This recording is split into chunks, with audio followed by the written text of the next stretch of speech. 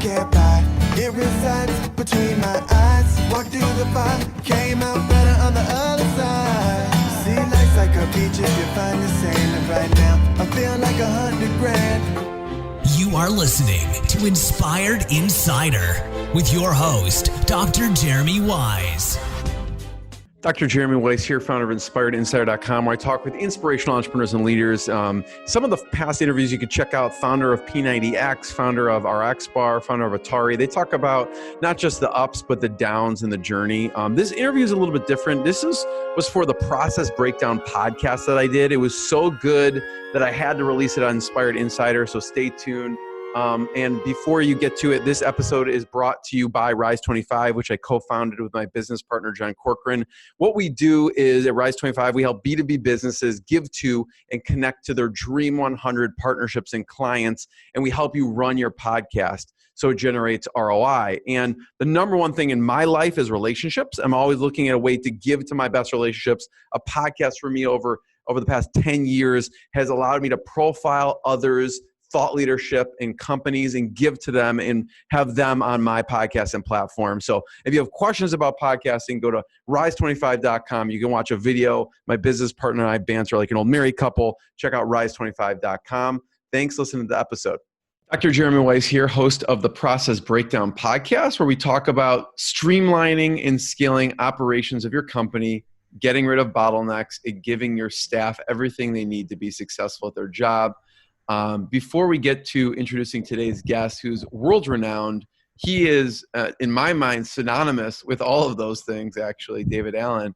I'm going to talk about today's sponsor, and the episode is brought to you by Sweet Process. And if you have had team members ask you the same questions over and over again, 10th time, you've spent explaining, it's probably your fault, and you need to put in a solution.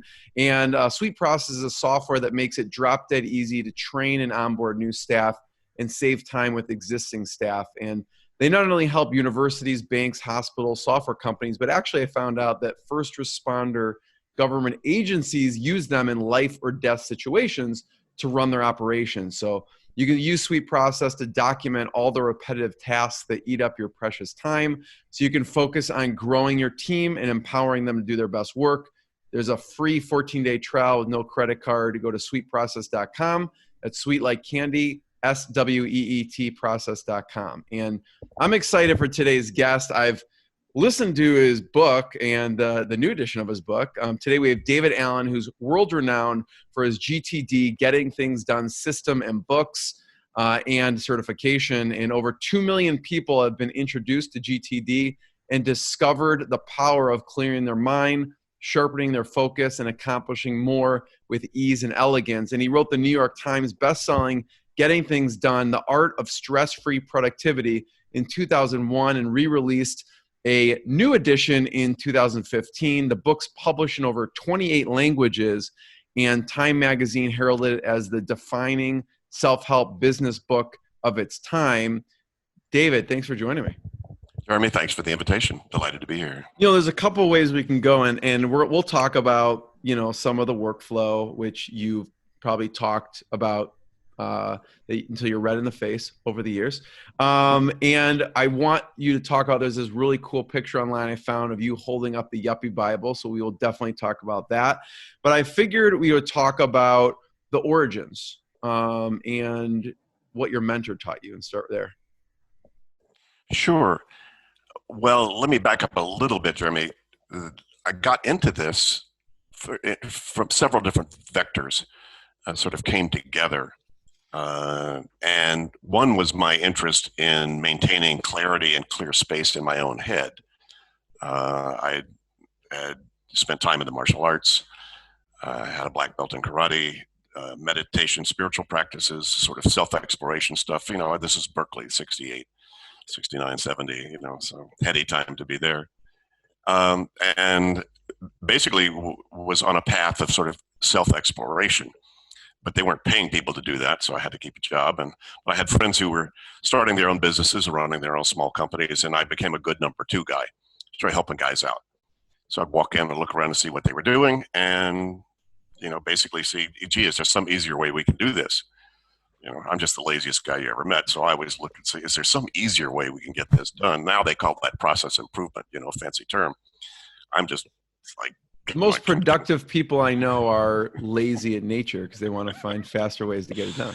Sure. Well, efficiency and laziness. I mean, I suppose you could, kind of combine those two things. Anyway, so I'd walk in and improve their condition and get bored.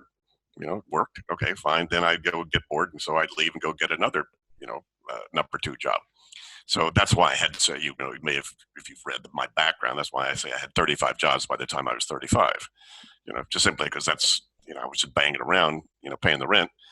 But wasn't stupid, and I helped out people and did some good work. So I was a good number two guy. And then one day I discovered they actually pay people to do that. They call them something. So consultant, now I couldn't spell it. Now I are one. So I hung out my shingle, 1981, Allen Associates. And also, given the fact that I like efficiency, I didn't like to have to try to make it up every time I had a new client in terms of how to help them if it wasn't obvious what I could do. So I was hungry for models, or at least a model or some models that if it wasn't clear what I could do, I could pull this out of my back pocket and walk people through some sort of a model that would improve their condition. So I was hungry for those kinds of techniques, et cetera, in that way. So that was, that I then began to also, just for myself, I like to be clear and stay clear. And as my life was getting a bit more complex and more complicated, I was kind of growing up professionally and career-wise. I saw how easy it was to, lose focus, lose control myself personally. So I was also very hungry for those kind of techniques for myself. So it turned out that the techniques that I was finding for myself, they worked really, really well. I found some very, very cool stuff and turned around and used them with my clients and produced exactly the same result. More control, more focus, more space to focus on the meaningful stuff, that they wanted to do. And so, that was working very well. And then somebody in the big corporate world sort of showed up and said, wow, our whole company needs that, that outcome. So he asked me to come in and design a training program around all that. And I found myself thrust into the corporate training world. So that's another long vector that took off from there. And that's where the Yuppie Bible kind of came from. I was training thousands of people in the corporate world out there. It could have fooled me that I was going to be in the corporate training world. But back to your initial question about the DNA of this, some of the original techniques that I was learning for myself came from a mentor of mine, a man named Dean Acheson, not the famous one, but another guy, still a good friend. And he had spent many years as an executive coach and consultant in organizational change. And he and I hooked up together. He sort of took to me and said, gee, David, you're probably going to take this, maybe further than I am. And he kind of took me under his wing. And why did he think that, David? Why did he think you were going to take it further than him? I don't know. Intuition, I guess. He wasn't particularly, aspirational in terms of either what he had learned trying to, spread it around the world as education wise. He was just interested in his own boutique kind of consulting practice. And so, but he took me under his wing, and I brought him a good client to begin with. So we worked together, and then he shared with me a whole lot of what he had learned about organizational change. And he shared with me a very powerful model about how to do that. It was a five-phase model. And one of the things he had discovered was that it was very difficult to get an organization to change and move forward toward where it thought it wanted to go if it had a lot of old business and a lot of incompletions and a lot of unconscious stuff that was kind of hanging around like big barnacles on a ship. He said, you try to get an organization to try to change and move forward when it has a lot of old business that's incomplete and hanging them up, psychologically and even physically, that it's like trying to, pull somebody through quicksand. So he discovered some techniques, especially working particularly with senior executives, CEOs of the companies he was working with. They had really trouble making decisions, and they had a lot of old business that was sort of hanging around them and sort of, sucking the wind out of their sails. So, he just in his own frustration and working with his own clients, he one day just had somebody sit down and just empty everything that was on their mind. Any old business, any incompletions, any projects that hadn't been finished, any old business at all. And, started to, sort of empty it, do what now we call the mind sweep. in getting things done. Like literally everything they had their attention on, personal, professional, anything they were willing to share, just get it out of their head, write it on a single piece of paper, buy cat food, hire a vice president, research a new XYZ, whatever it was. And then he had them take that big pile of stuff they got out of their head and pick up one at a time and say, what's the next action I would need to take to move the needle on this toward closure? And he had them make the next action decisions. And he did that process with me. I mean, my act was pretty well together. I thought I was pretty well organized and focused, but he said, David, why don't let me show you what this is like. So he sat me down and had me do that process. And I went, oh my God, I'm dumping stuff out of my head I didn't even know was in there. And then he had me go through that stack one at a time and make the next action decision about it. And he had a whole process about once I made the action decision, if I could do it in 2 minutes, I should just do it right then. If I could delegate it, there is a little paper-based memo. This was before even paper planners. I mean, this is 1981, 82, right? And so all this was just on paper. It was low tech, but very, very powerful. It made sure I had an in basket, made sure I had a place to throw the stuff that had my attention, made sure that I had an out basket that I could put the stuff if I was delegating or it needed to go out somewhere, making sure I had a good filing system to park the stuff that I just needed to reference. So it was low tech, but extremely practical and extremely powerful. And what a surprise, big duh. This sounds like very basic stuff, but most people aren't even close to doing what that process really is. And so I literally then spent hundreds of hours with Dean walking through. As soon as we'd work with the CEO, we had to run fast and work with all the direct reports because the CEO, as we were doing this, was just suddenly unloading tons of stuff. And all the people, the direct reports are going, oh my God, what is all this? Well, the boss had been the bottleneck, so we just uncorked that. And so we would just run through the whole organization and make sure everybody, had this same process of keeping the head cleared, had an in basket, had a place to grab all the stuff and surface a lot of the old business, actually all the old business, and make next action decisions and move the needle on them. Either throw it away or file it away, or let's engage with it appropriately. Yeah. And so that was very, very powerful. And that was just his initial process, so that then you could take the senior team and focus on purpose and vision and what's the vision of the company, and then do a reorg based upon outputs and based upon, yada, yada. And very powerful model in terms of just organizational change that I did for many years, worked with a number of clients just as a consultant doing that kind of stuff. But the funny thing, Jeremy, was that that first process solved 90% of the presenting issues. It was all you had to do was surface, well, wait a minute, what's got anybody's attention in the organization, and then find out how do I unstick that, and the organization almost organically by itself starts to move, starts to change. You free up all kinds of tons of energy that then you can then use, if you've got a good process to then focus that released energy toward whatever the new direction is. Very powerful stuff. Anyway, that was 2 to 3 years of working very closely with Dean and doing then my own work, in that regard, and finding out that just that first process of capturing and clarifying what was on people's mind and what they had attention on just became the core of a whole lot of what my consulting practice was. And that became the core element when a corporation asked me to design a whole training around this. It really, because it really is, and you can take this at a mundane level, but also pretty sublime level. It's really, what our work here is about completion and creation, right? You're here to finish what you put in motion, and whether you like it or not, it's around you. You can't, you can fool me, but not yourself in terms of commitments you've made with yourself. And then, then where are you parking? Where are you pointing your creative energy once you free it up? And so those two things, you can expand that. You can contract it down to work with a 7-year-old. We're teaching kids this stuff, and then you can take it all the way up to the most sophisticated, busiest people on the planet, because I spent thousands of hours literally desk side working with them, doing this kind of stuff, very powerful. And it's kind of a duh, when you think about it. The interesting thing is, the most powerful thing is the thought process that this installs. Outcome and action. The keys to getting things done is, first of all, what does done mean, and what does doing look like? Where does that happen? But what does done mean? Very few people are really clear about what that is. what is the project you've got now? This thing that's got your attention, why has it got your attention? I don't like this. Well, what would you like to have true? Oh, that's a good question. Yeah, no kidding. So what's the project? What's the outcome you're committed to actually move on right now? How would you like to feel? What would you like to produce?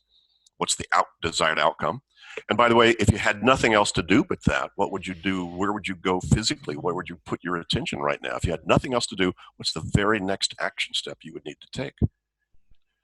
And those two things, and by the way, when I say next action, I mean as granular as, send an email, surf the web, talk to your life partner, draft a document, pick up the phone, whatever the next physical, visible thing I'd see you do, it has to be that granular. Otherwise, you haven't finished your thinking. And the thing is still spinning inside your psyche. So that was basic stuff that I began to not only learn, but then spend hundreds and then thousands of hours working people one-on-one, just applying that thought process and seeing, interestingly enough, how rare it was to find anybody who actually had built that in as a habit. Most people work, but they haven't defined the art of work. And the art of work, the late, great Peter Drucker would tell everybody who's has to think about what they're doing, that their biggest job is figuring out what your work actually is. The mail that comes in your mailbox still doesn't label itself as junk mail. You have to do that. You actually have to think. I love junk mail, but yeah. I know, me too. I found some of the coolest things in the world from junk mail. It's not junk mail then. Yeah. So it's only junk mail once you make the decision that I don't need that. That it's not a someday maybe even. Oh, well, that's a cool brochure. I might want to go there somewhere once the virus is over, or whatever. So some of these basics I began to explore a long time ago.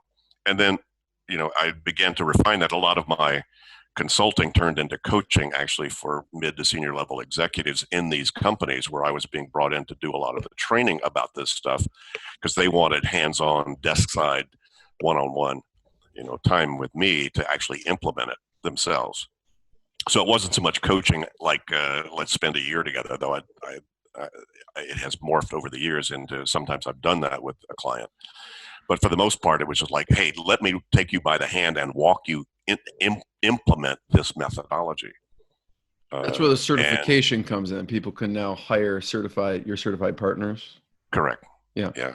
So learning to coach, coaching really well, which I learned first from Dean, my first mentor. And then, we built, I wound up, I wasn't particularly aspirational or entrepreneurial myself, but just wound up having a bit of a boutique kind of training and coaching company with just enough of my own coaches and trainers to keep up with the demand that was just, I never marketed anything. It was just pick up the phone. It was all referral.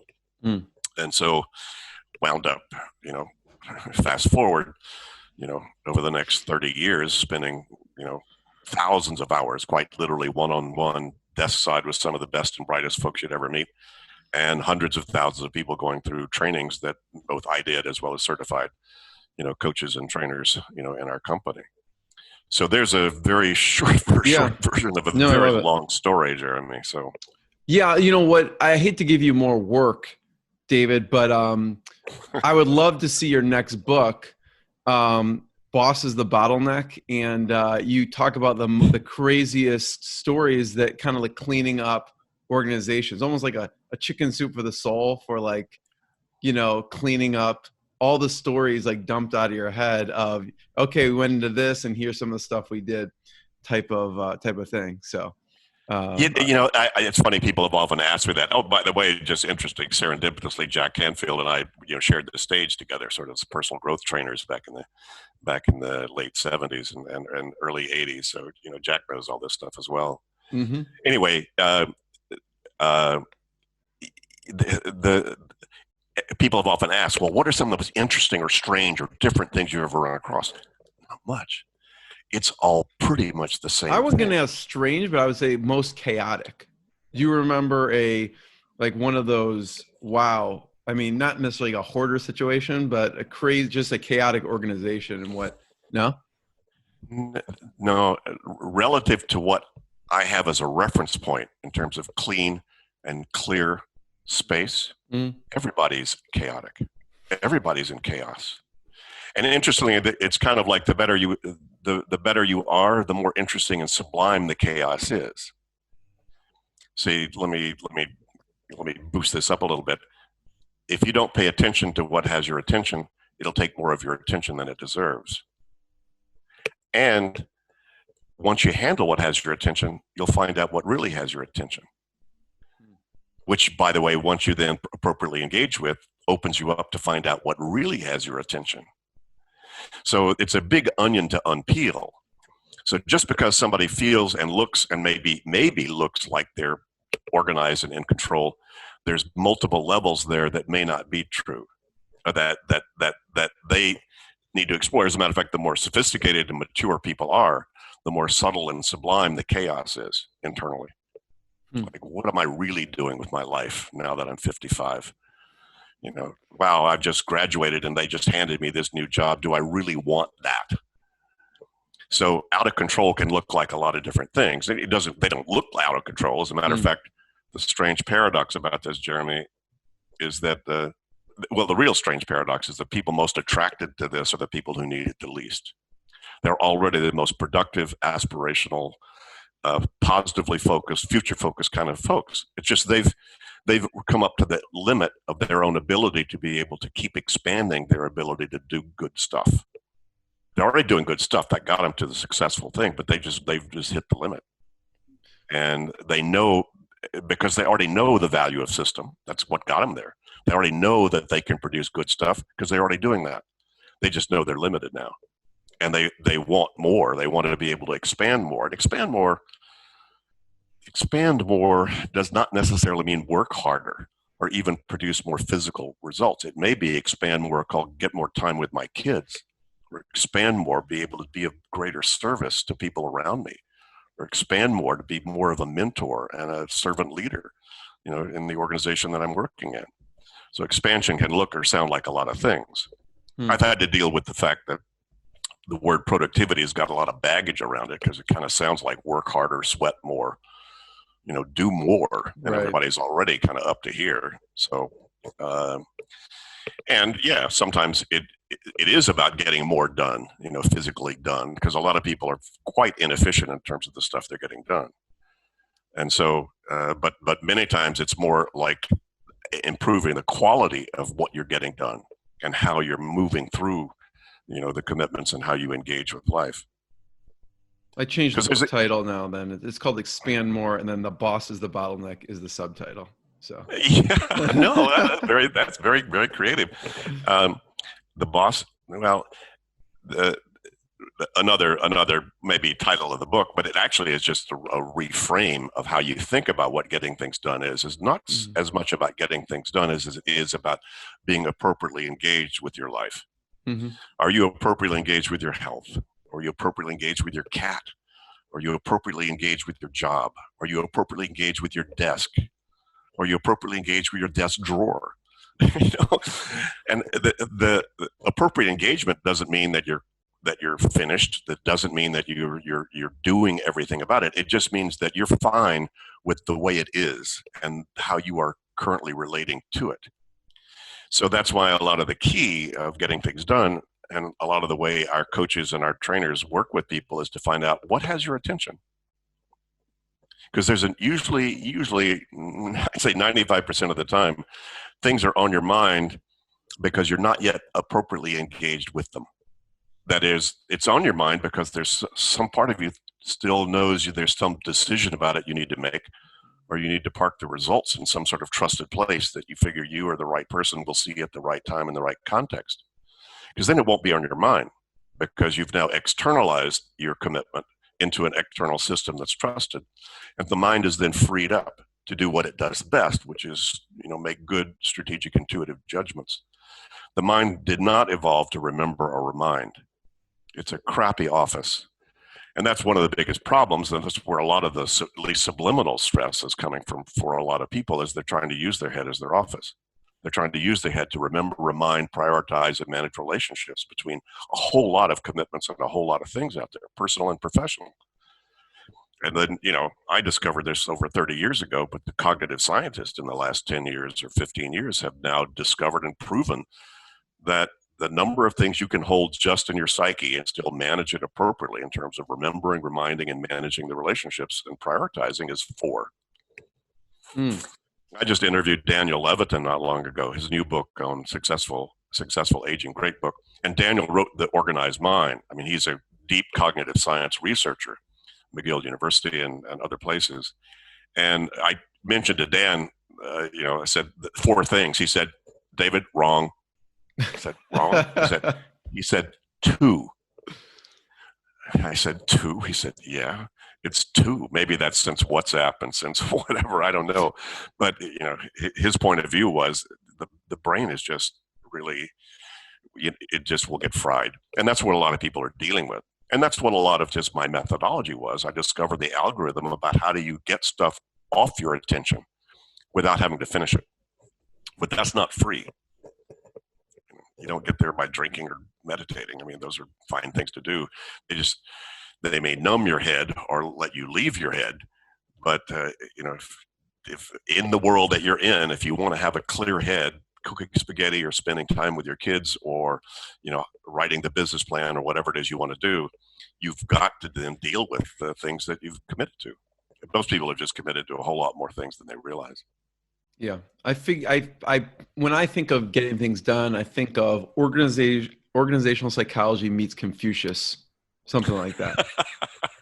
Okay. Yeah, well, there's a whole lot to that. I mean, I really have loved actually since high school. I read a lot of Zen, and I'm big fan of the Sufi stuff, and I love that sort of the minimalist, sort of thinking, style, if you will, and so, and the efficiency and the effectiveness of a lot of those ancient philosophies are quite sublime. And people say, gee, David, well, did all this come from Zen? I say, no, it sort of discovered the same stuff I discovered. So. Yeah.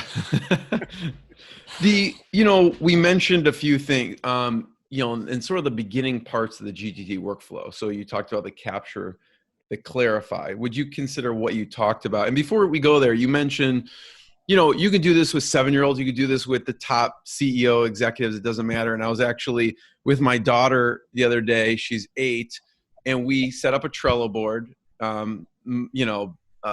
Basically motivated by and inspired by getting things done. And we had a brain dump column, a to-do column, a doing column, and a done column, because we had stuff we wanted to do yesterday. And so we brain dumped everything, and then we started moving it. But she had a clarification for me, and she wanted a fun stuff column, which preceded the to-do column. So we had to do the fun stuff, move the brain dump stuff to the fun stuff, do that first, and then the to-do. So thank you for that. So getting her started on, getting stuff out of her head so you could just clear your mind a little bit to start. So I think the first 2 things, the capture and the clarify, are those 2 that you just mentioned. Where does that fall into what you just talked about? And then maybe just mention, we have the organize, reflect, and engage also. Mm-hmm. Well, capture and clarify, those are extremely powerful. I mean, it's really a holistic model, the 5 steps, if you really want to sort of stay clear and stay in control and focused. And by the way, I didn't make up those 5 steps. I recognized them. So, but they're very different steps. It's a very different thing for you and your daughter to capture the stuff that might have your attention, that you might want to do something about, versus the decision to then, what specifically do I want to do and where does that go? Which then, morphs to the 3rd stage, which is where does it go? Which column do I put it in? That's called organize. Mm-hmm. So once you've determined what this means, that's a fun thing. That's a kind of a work thing. Then fine. Where do you put fun stuff? Where do you put work stuff? Right? So that when you're into fun mode, you're not bothered by your work stuff. And when you're in work mode, you're not bothered by your fun stuff. Big duh. Well, out of the mouths of babes, right? And even to that point, the fact that most people have not externalized all the stuff that has their attention. One parent several years ago, had a kid that just never cleaned his room. So his dad kind of got GTD and said, okay, let me see if we can play this game. So what he did was, instead of just telling the kid, go clean your room, he said, hey, let's play a game. Let's go find all the stuff that's not where it ultimately belongs. Let's play the game. Let's see how many things we can find that aren't where they would ultimately should be. Say, okay, go. And so he had a big box, and they just went all around and found all the stuff, and they put it in the big box. Cool. Okay, now the second part of the game is, let's take each one of these things one at a time, pick it up, and see, where does it go? Let's see how fast we can do that. Okay, pick it up. That goes over there. Bang. Hey, we're almost at the bottom. Keep going. The kid wound up cleaning his room on a regular basis, right? He got the game. Guess what? You tell a kid to clean their room, their psyche is so creative and so fast, they're thinking of how many things they're going to have to decide, how many things they're going to have to, decisions they're going to make. Oh my God, they just blow a fuse. That's why most adults resist this process as well. It's like, oh my God, sit down and think and write down everything that's got my attention. Oh my God, don't ask me to do that, David. And then people get mad at me for their list. I'm going, I'm sorry, that ain't my list. It's yours. You can decide where you want to keep track of it. But kind of out of the mouths of babes, interestingly enough, that the model of, wow, now I can clean my room as a game simply because I got to capture, clarify steps as individual and discrete practices that need to be done sort of in cooperation and coordination with each other. And of course, he included this sort of step 3, which is organized. Once they decided, oh, that's that toy and those toys go over there. This is a fun thing that goes in the fun column. That's the organized step. Put stuff where it goes. So you don't have fun stuff mixed up with the other stuff, because then you start to go numb to the pile. So then organize just simply means, once you've decided what this is, and if you can't finish it in the moment, stick it somewhere so you don't have to keep rethinking what it means or what you need to do with it when you decide to engage with it. And then step 4 says, look at the piles, look at the column. Hey, you want to have fun? Go look at that. That's the reflect process. We go, okay, let me step back a little bit and take a look at the inventory of the things that I've actually uncovered. And then step 5 simply says, okay, now let me go have fun. Let me go do that thing. Let me engage now. But now what I've done, because I've captured and clarified and organized it all and stepped back and reviewed from a little higher perspective on the whole thing, I'm now making a trusted choice about how I'm engaging my activity and my focus. So it's true for a 7-year-old, it's true for a 70-year-old, it's true for the CEO of a global corporation, it's true for your stay-at-home dad, it's true for anybody. But again, you're not born doing this. If you were, have to get another job. So what was what made you decide to release another edition of Getting Things Done? Well, the model is eternal. I mean, 100 years from now, or whenever we fly to Jupiter, you still need an in-basket. You're still going to have to capture stuff that has your attention. You're still going to have to decide the next action on it. You're still going to have some system that's going to organize a reminder of it, so you can engage with the right thing at the right time. Well, so it's an eternal model. It has been since I sort of uncovered it, discovered it, and formatted it, if you will. I really framed it, I guess, more consciously than most people were aware of. That's, I suppose, the value of what I brought to the table, was to be able to frame the model. So that didn't really change. A little deeper understanding 15 years later of what you may have noticed I changed some of the wording a little bit. Like, instead of collect, it's capture. Instead of process, it's clarify. Instead of review, it's reflect. Because those things represent a more global phenomenon of this model. Because as opposed to just sort of this mechanical, let me just deal with the stuff I've already produced that's out there and let me just kind of get it in place. It works that way too. But this is actually a bit more expansive. So my vocabulary expanded to include the more sublime aspects, I think, of what the model really does and produces. And for the most part, the audience changed a ton. See, when this was first written, it took 4 years to write it. Started in 97 and we produced, got on the shelves in 2001.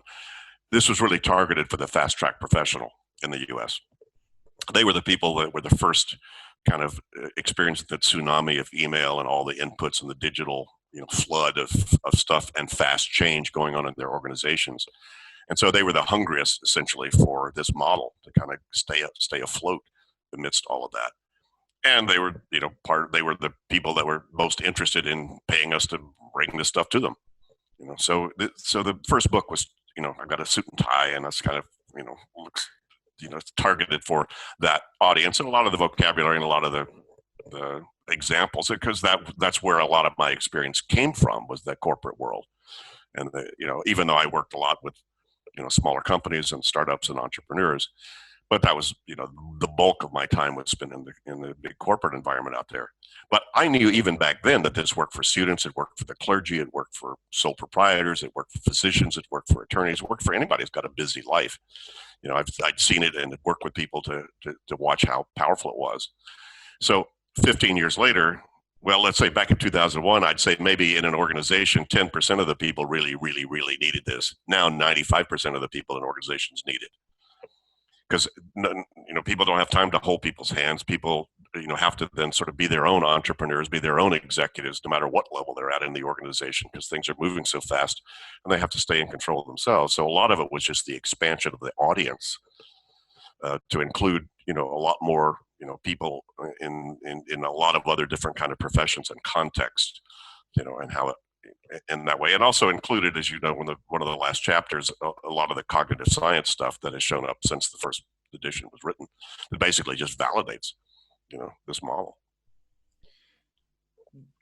Dave, what are ways that people can engage with getting things done? They can get the books.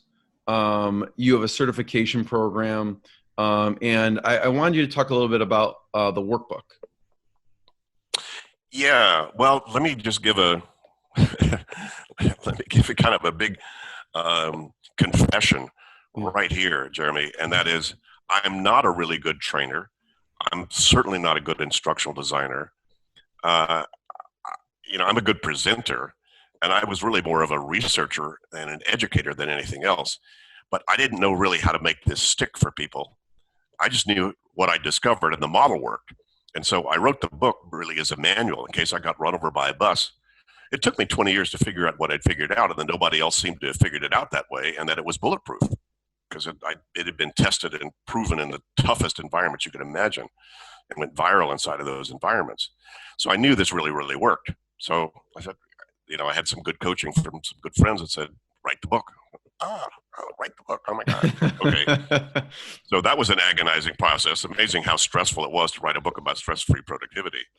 But so that said, as the book became quite successful and got translated around the world and started to spread around the world, and people knocking on our door from around the world, David, can I be a GTD coach? Can I distribute this in Italy? Can I do this in China? Can I do this in whatever? And I didn't, as I say, that was bigger gum than I knew how to chew, how to build some sort of global model about this. And so we decided, okay, well, let's turn our focus to what can we do, because it's such great stuff. Let's not hold it back from the world. So the last 10 or 15 years, our focus strategically has been, how do we scale this? How do we build a global model for this? And how do we create an education that actually sticks? Because it's a lot of stuff. Come on, if you listen to my 7.5 hours on the audio, that's a lot of stuff to go implement. Unless you're already really close anyway, it could be quite daunting. So, a lot of the coaching that we've got, really good coaching over the last 10 years from some of the best instructional designers in the world, really. And a lot of it's about simplify, not step down the methodology, but simplify the ease and lower the barrier of entry for people to get involved with this and actually start to do the behaviors themselves. That's kind of the big backstory to then ultimately we just produced the Getting Things Done workbook, which is like take the 10 steps to actually implement this. So you don't have to go try to figure that out through the book. You could, but this makes it a lot easier. And it's got QR codes. So if you put your phone on that, you'll see a little video of me talking about what you just read. And so it makes it a lot easier, I think, for people to engage with it. So that's why. That's why the workbook. So I wish you would have told me that a week ago. No, I'm just kidding. Oh no, I love the book. And so is it on gettingthings.com? Gettingthingsdone.com? Gettingthingsdone.com. Well, if you go to gettingthingsdone.com, that's our website. Uh, we don't sell books anymore. We actually don't do coaching and training ourselves anymore because we've now licensed partners all around the world and licensed pretty rigorous training that we've licensed, certified, licensed trainers and coaches to actually deliver this work like we do it, up to our level of quality. And the book you just have to get from, please go get it from your local bookstore. Come on, I love to support local bookstores. So, but you can get it from anywhere that good books are sold. So that, and also last year we produced Getting Things Done for Teens. So, over the years, parents kept banging on our door, said, "Oh my God, how do I get this to my kid?" Or gee, I wish I'd have learned this when I was 15. Yeah, me too. And so, I co-wrote that with two parents, who were big GTDers and really good at this. One of them was, a key executive in our company, and the other co-author was still a public school teacher in Minneapolis, who's teaching his kids. That's why I say we know it works for 7, 8, 9-year-olds because he's been teaching them for 2 or 3 years.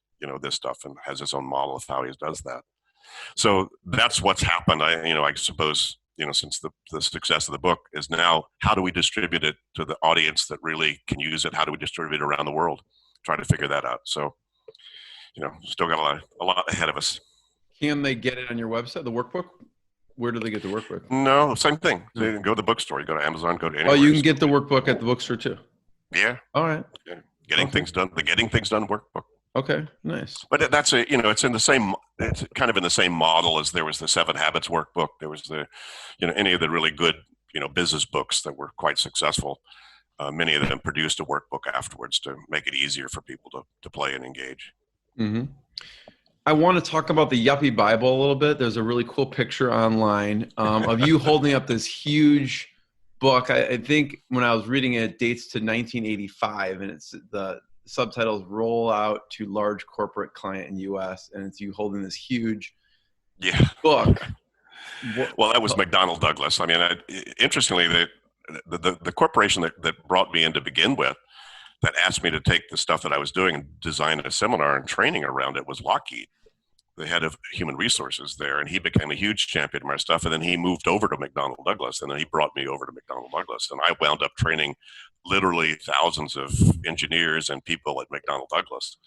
And so, at one point they were having some sort of a celebration, and they invited me to some big dinner or whatever, big surprise to me.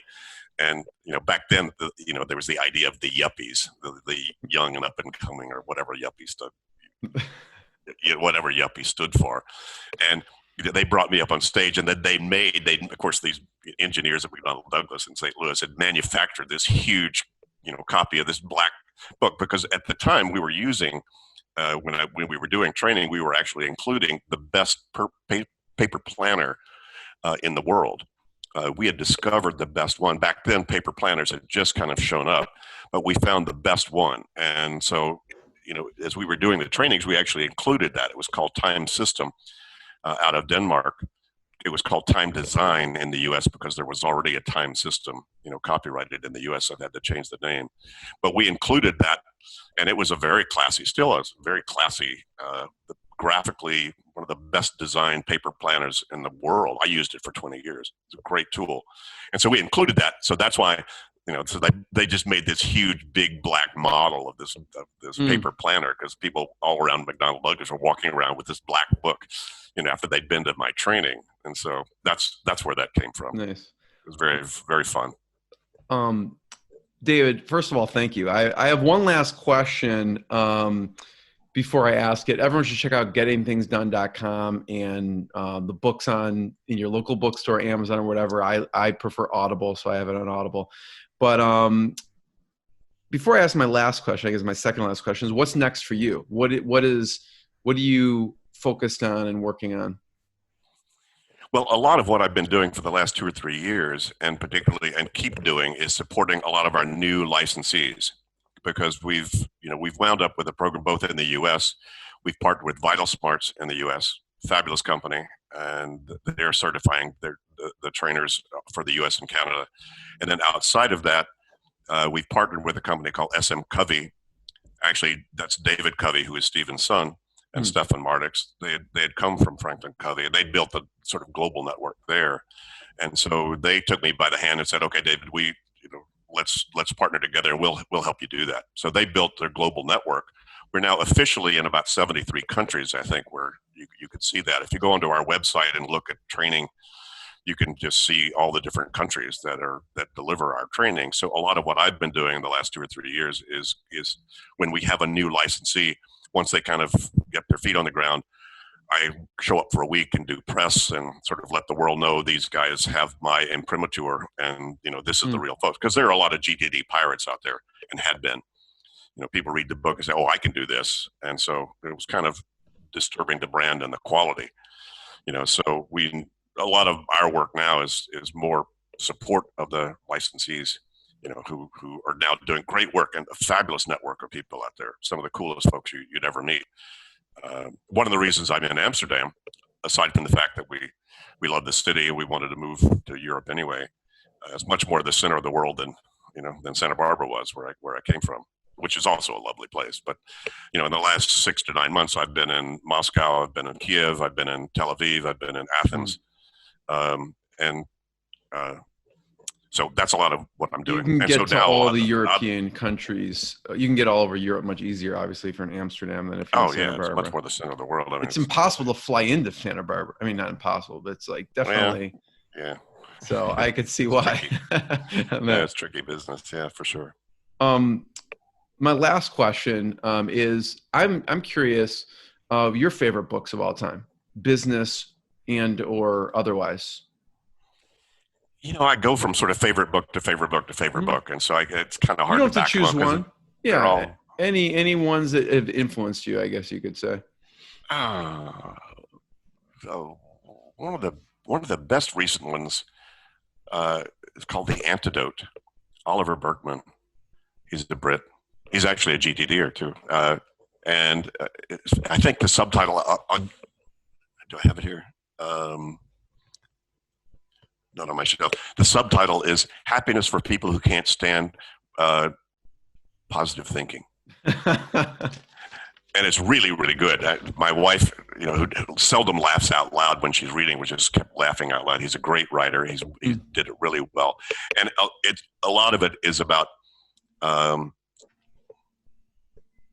Well, he actually goes into something that I didn't really understand as much as I do now, of the not the sophists, but the who were the sort of the ascetics of the Greeks, the Stoics.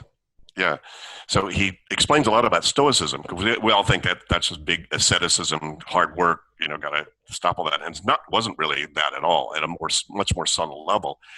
It actually has a big tie-in with GTD, in that it's a lot about the acceptance of current reality, as opposed to, happy, don't have any negative thoughts. No, have whatever thoughts you have. And a big acceptance of current reality is actually required if you want to move forward appropriately. And so a whole lot of what getting things done is about is an acceptance of the current reality. What are all the commitments you've actually got? And as opposed to trying to ignore those, or trying to only have positive thoughts and only think about the things you want to do, but still not deal with the realities that you're dealing with. And right now, especially with the pandemic going on, that's one of my biggest advice. One of the most important things to advise people about right now is you better get a good grip on what current reality really is for you. How much money do you have? How long can you go before you have to change something? What's going on? How do you feel? What's up? Basically, it's saying life is not necessarily fun. It's always a challenge, and you wouldn't grow if you didn't have challenges. And so you actually don't have to like your life to get it off your mind and to appropriately engage with it. So it was a big validation of that, and very well written, very fun. And I think it's a really good sort of a wake-up call, and probably especially now with what's going on in the world, I think it'd be a great book for people to read. So Oliver Burkeman, The Antidote, great, a great book to read. And current reality, and I could spin a lot about that. If you pick up a map or look at your GPS or whatever, what's the first thing you look at if you want to go somewhere? Where you are. If you don't know where you are, even if you know where you're going, you don't know whether to turn right or left. So you need to know where you are, and then of course, and this comes back to outcome and action again, the old sort of the fundamental GTD thought process. Like, what do you want to have true now? What's true now? What would you like to have true instead of this if you want this different? And being able to sort of get in the driver's seat of your life is a whole lot of, I think, what the essence of getting things done really is, and why so many people, even though it looks fairly simple and highly practical, a lot of people have quite transformative experiences when they start to apply it. I should never say last question, David, but it brings up, I wanted to know your wife's... By the way, Jeremy, I never believe anybody who ever says, here's my last question. Yeah, exactly. You shouldn't. Because you brought something up that I have a note to ask about, is your wife's influence on the company. My wife's influence on the company. Well, she met me in a seminar I was delivering, 35 years ago, because her company required people to go to my seminar. So she met me there. And then she wound up working for the boutique kind of consulting and training company that we had in Los Angeles. And, we were married to different people at different times, but things change.